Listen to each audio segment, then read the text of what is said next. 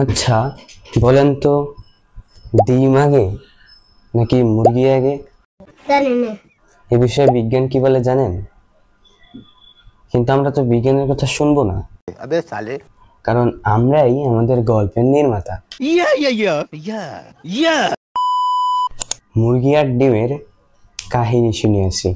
অনেক বছর আগে মহাকাশ থেকে একটি ইউএফও পৃথিবীতে ল্যান্ড করে এবং সেখান থেকে বেরিয়ে আসে একটি মোরগ, আর তার সাথে পরিচয় হয় একটি মুরগির।